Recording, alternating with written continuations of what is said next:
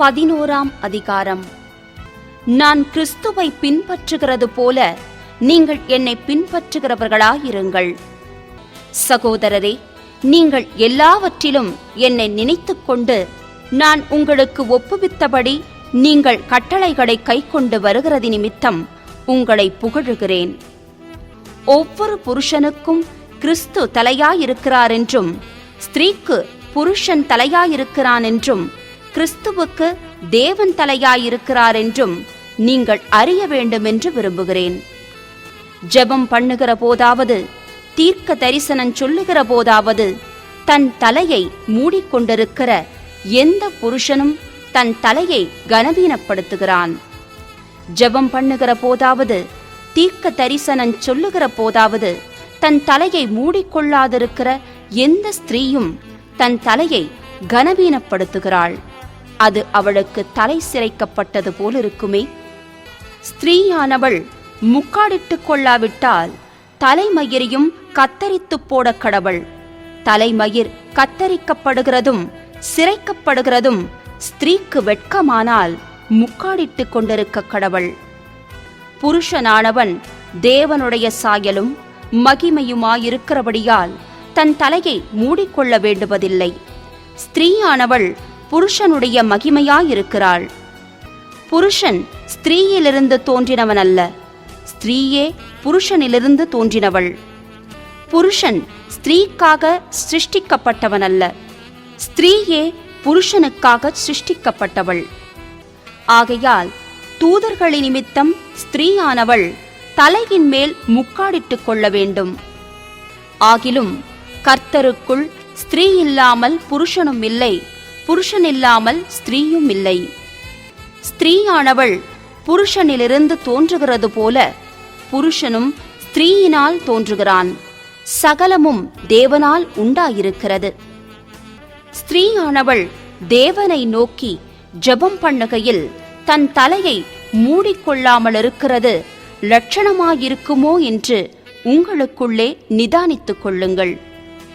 புருஷன் மயிரை நீளமாய் வளர்க்கிறது அவனுக்கு கனவீனமாயிருக்கிறதென்றும், ஸ்திரீ தன் மயிரை நீளமாய் வளர்க்கிறது அவளுக்கு மகிமையாயிருக்கிறதென்றும் சுபாவமே உங்களுக்கு போதிக்கிறதில்லையா? தலைமயிர் அவளுக்கு முக்காடாக கொடுக்கப்பட்டிருக்கிறதே. ஆகிலும் ஒருவன் வாக்குவாதம் செய்ய மனதாயிருந்தால் எங்களுக்கும் தேவனுடைய சபைகளுக்கும் அப்படிப்பட்ட வழக்கமில்லை என்று அறிய கடவன். உங்களை புகழாமல் இதை குறித்து உங்களுக்கு கட்டளை கொடுக்கிறேன். நீங்கள் கூடி வருதல் நன்மைக்கேதுவாயிராமல் தீமைக்கேதுவாயிருக்கிறதே. முதலாவது, நீங்கள் சபையிலே கூடி வந்திருக்கும் போது உங்களில் பிரிவினைகள் உண்டென்று கேள்விப்படுகிறேன்.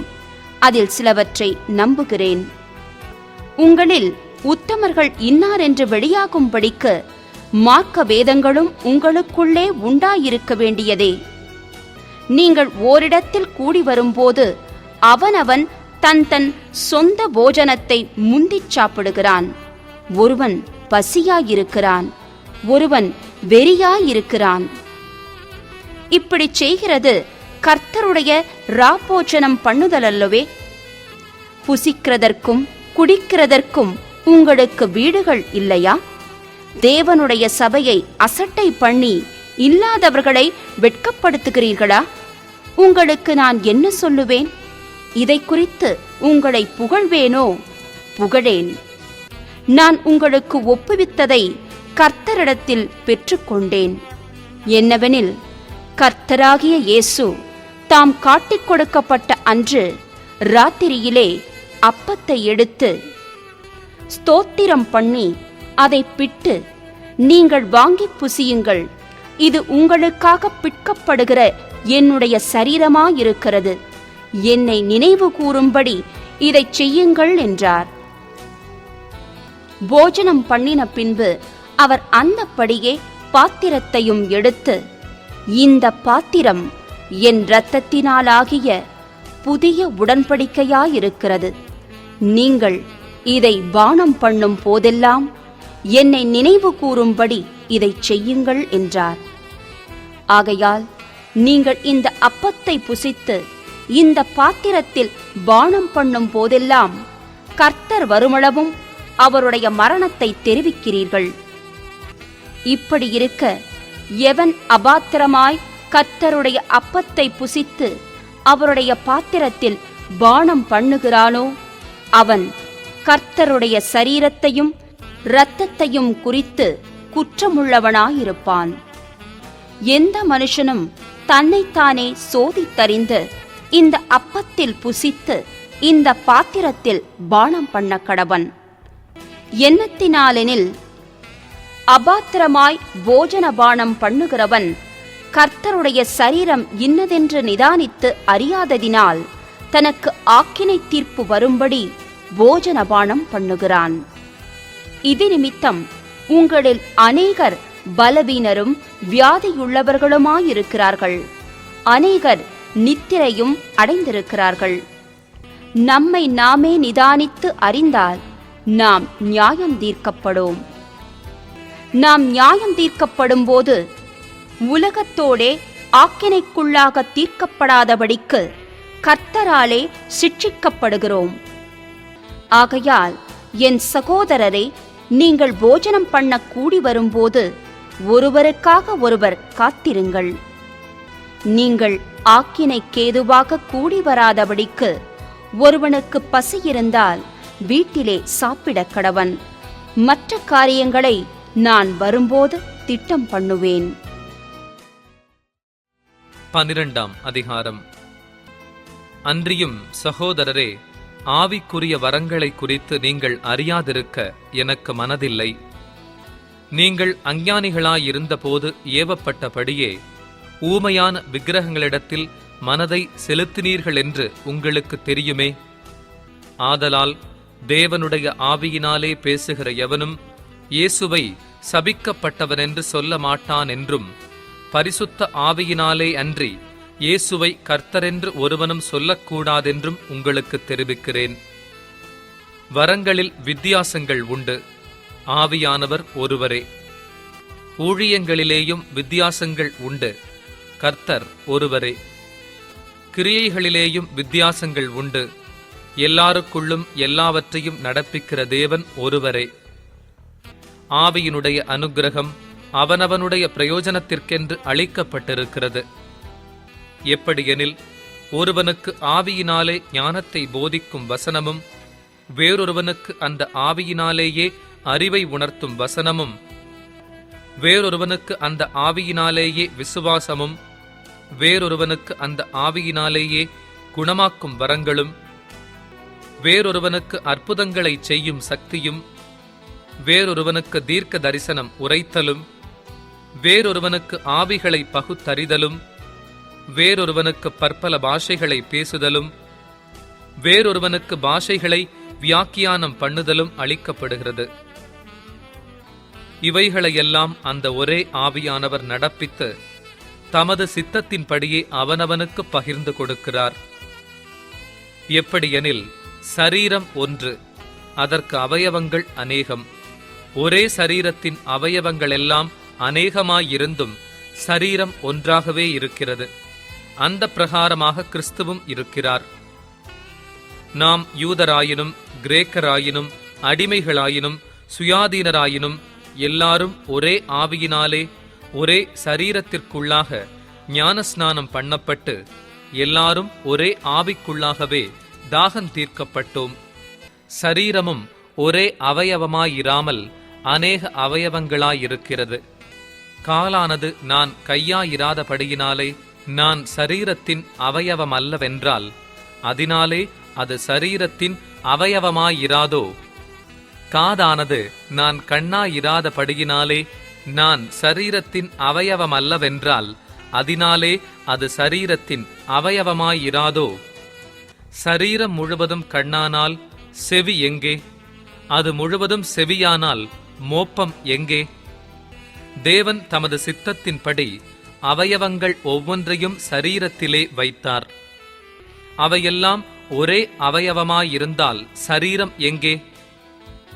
அவயவங்கள் அநேகமாயிருந்தும் சரீரம் ஒன்றே. கண்ணானது கையை பார்த்து, நீ எனக்கு வேண்டுவதில்லை என்றும், தலையானது கால்களை நோக்கி நீங்கள் எனக்கு வேண்டுவதில்லை என்றும் சொல்லக்கூடாது. சரீர அவயவங்களில் பலவீனமுள்ளவைகளாய் காணப்படுகிறவைகளே மிகவும் வேண்டியவைகளாய் இருக்கிறது. மேலும் சரீர அவயவங்களில் கனவீனமாய் காணப்படுகிறவைகளுக்கே அதிக கனத்தை கொடுக்கிறோம். நம்மில் லட்சணமில்லாதவைகளே அதிக அலங்காரம் பெறும். நம்மில் லட்சணமுள்ளவைகளுக்கு அலங்கரிப்பு வேண்டியதில்லை. சரீரத்திலே பிரிவினை உண்டாயிராமல் அவயவங்கள் ஒன்றை குறித்து ஒன்று கவலையாய் இருக்கும் படிக்கு தேவன் கனத்தில் குறைவுள்ளதற்கு அதிக கனத்தை கொடுத்து இப்படி சரீரத்தை அமைத்திருக்கிறார். ஆதலால் ஒரு அவயவம் பாடுபட்டால் எல்லா அவயவங்களும் கூட பாடுபடும்.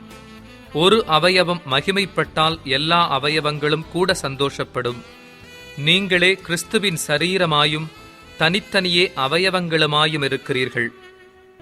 தேவனானவர் சபையிலே முதலாவது அப்போஸ்தலரையும், இரண்டாவது தீர்க்கதரிசிகளையும், மூன்றாவது போதகர்களையும், பின்பு அற்புதங்களையும், பின்பு குணமாக்கும் வரங்களையும், ஊழியங்களையும், ஆளுகைகளையும், பலவித பாஷைகளையும் ஏற்படுத்தினார்.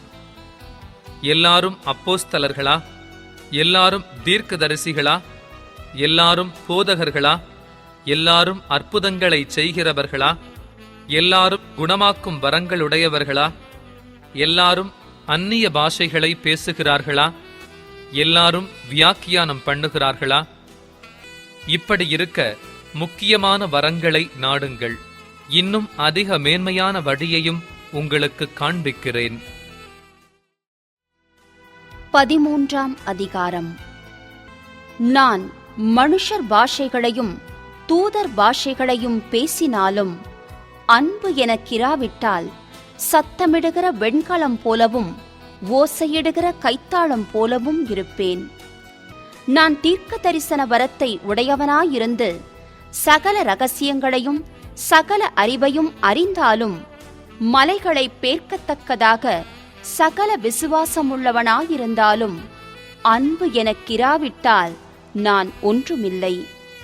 எனக்கு உண்டான யாவற்றையும் நான் அன்னதானம் பண்ணினாலும் என் சரீரத்தை சுட்டெரிக்கப்படுவதற்கு கொடுத்தாலும் அன்பு எனக்கிராவிட்டால் எனக்கு பிரயோஜனம் ஒன்றுமில்லை. அன்பு நீடிய சாந்தமும் தயவும் உள்ளது. அன்புக்கு பொறாமையில்லை. அன்பு தன்னை புகழாது, இருமாப்பாயிராது, அயோக்கியமானதைச் செய்யாது, தற்பொழிவை நாடாது, சினமடையாது, தீங்கு நினையாது, அநியாயத்தில் சந்தோஷப்படாமல் சத்தியத்தில் சந்தோஷப்படும். சகலத்தையும் தாங்கும், சகலத்தையும் விசுவாசிக்கும், சகலத்தையும் நம்பும், சகலத்தையும் சகிக்கும். அன்பு ஒரு காலும் ஒழியாது. தீர்க்க தரிசனங்களானாலும் ஒழிந்து போம், அந்நிய பாஷைகளானாலும் ஓய்ந்து போம், அறிவானாலும் ஒழிந்து போம். நம்முடைய அறிவு குறைவுள்ளது, நாம் தீர்க்க தரிசனம் சொல்லுதலும் குறைவுள்ளது. நிறைவானது வரும்போது குறைவானது ஒழிந்து போம். நான் குழந்தையாயிருந்தபோது குழந்தையைப் போல பேசினேன், குழந்தையைப் போல சிந்தித்தேன், குழந்தையைப் போல யோசித்தேன். நான் புருஷனான போதோ குழந்தைக்கேற்றவைகளை ஒழித்துவிட்டேன். இப்பொழுது கண்ணாடியிலே நிழலாட்டமாய் பார்க்கிறோம், அப்பொழுது முகமுகமாய் பார்ப்போம். இப்பொழுது நான் குறைந்த அறிவுள்ளவன், அப்பொழுது நான் அறியப்பட்டிருக்கிறபடியே அறிந்து கொள்ளுவேன். இப்பொழுது விசுவாசம், நம்பிக்கை, அன்பு இம்மூன்றும் நிலைத்திருக்கிறது.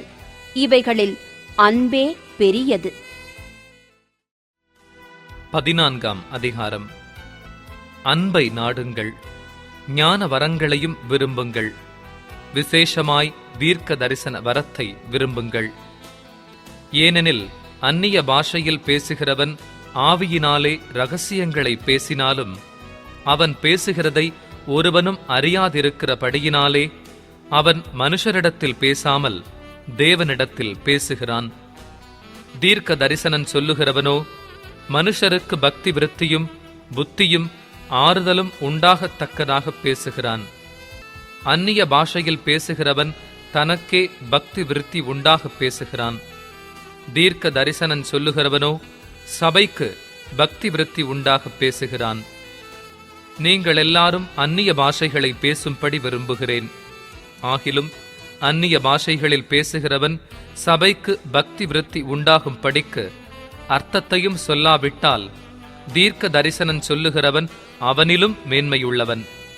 ஆதலால் நீங்கள் தீர்க்க தரிசனம் சொல்லுகிறவர்களாக வேண்டுமென்று அதிகமாய் விரும்புகிறேன்.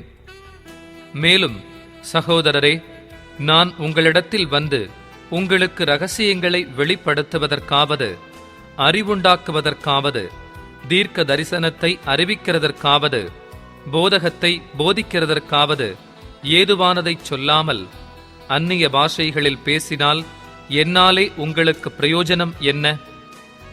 அப்படியே புல்லாங்குழல், சுரமண்டலம் முதலாகிய சத்தமிடுகிற உயிரில்லாத வாத்தியங்கள் தொனிகளில் வித்தியாசம் காட்டாவிட்டால், குழலாலே ஊதப்படுகிறதும் சுரமண்டலத்தாலே வாசிக்கப்படுகிறதும் இன்னதென்று எப்படி தெரியும்?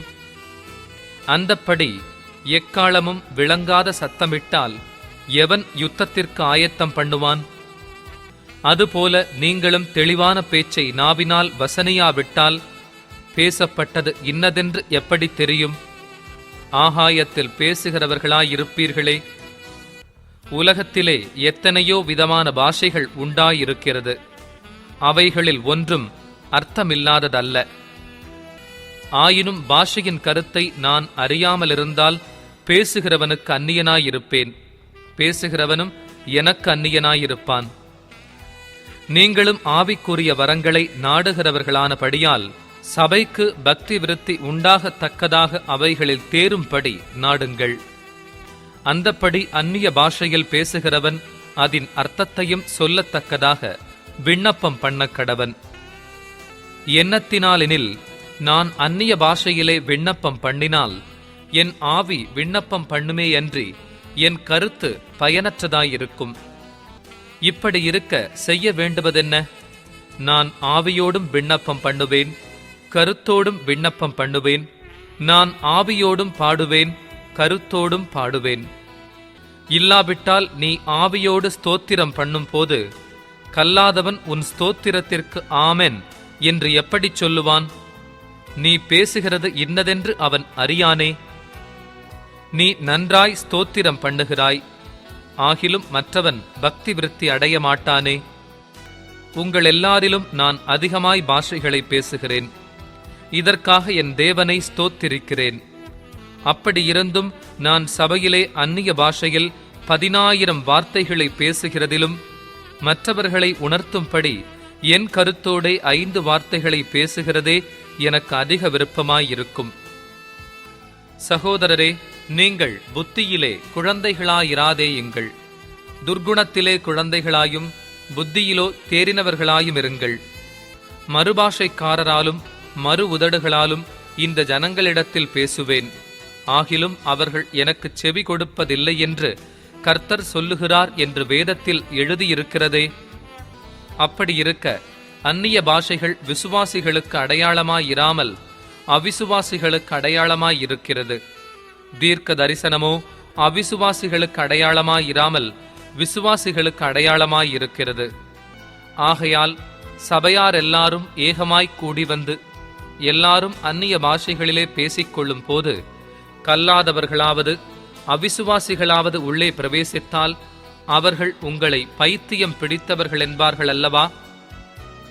எல்லாரும் தீர்க்க தரிசனம் சொல்லுகையில் அவிசுவாசியொருவன் அல்லது கல்லாதவனொருவன் உள்ளே பிரவேசித்தால் அவன் எல்லாராலும் உணர்த்துவிக்கப்பட்டும் எல்லாராலும் நிதானிக்கப்பட்டும் இருப்பான்.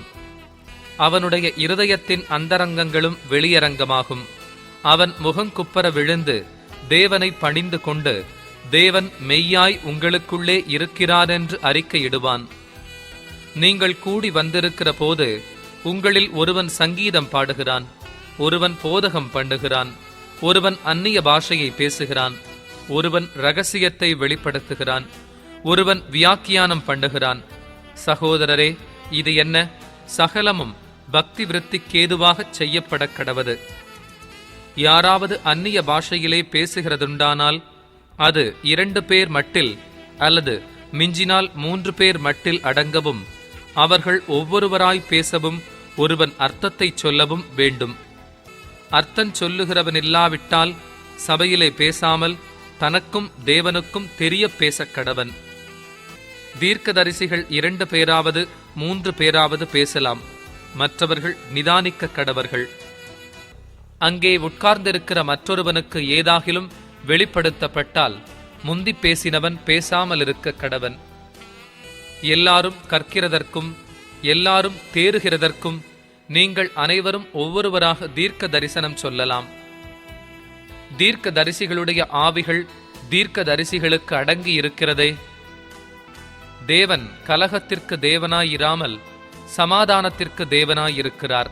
பரிசுத்தவான்களுடைய சபைகள் எல்லாவற்றிலேயும் அப்படியே இருக்கிறது. சபைகளில் உங்கள் ஸ்திரீகள் பேசாமல் இருக்க கடவர்கள். பேசும்படிக்கு அவர்களுக்கு உத்தரவில்லை, அவர்கள் அமர்ந்திருக்க வேண்டும். வேதமும் அப்படியே சொல்லுகிறது. அவர்கள் ஒரு காரியத்தை கற்றுக்கொள்ள விரும்பினால் வீட்டிலே தங்கள் புருஷரிடத்தில் விசாரிக்க கடவர்கள். ஸ்திரீகள் சபையிலே பேசுகிறது அயோக்கியமாயிருக்குமே. தேவ வசனம் உங்களிடத்திருந்தா புறப்பட்டது? அது உங்களிடத்துக்கு மாத்திரமா வந்தது? ஒருவன் தன்னை தீர்க்கதரிசி என்றாவது ஆவியை பெற்றவன் என்றாவது எண்ணினால், நான் உங்களுக்கு எழுதுகிறவைகள் கர்த்தருடைய கற்பனைகள் என்று அவன் ஒத்துக்கொள்ள கடவன். ஒருவன் அறியாதவனாயிருந்தால் அவன் அறியாதவனாயிருக்கட்டும். இப்படி இருக்க சகோதரரே, தீர்க்க தரிசனம் சொல்ல நாடுங்கள். அந்நிய பாஷைகளை பேசுகிறதற்கும் தடை பண்ணாதிருங்கள். சகலமும் நல்லொழுக்கமாயும் கிரமமாயும் செய்யப்பட கடவது.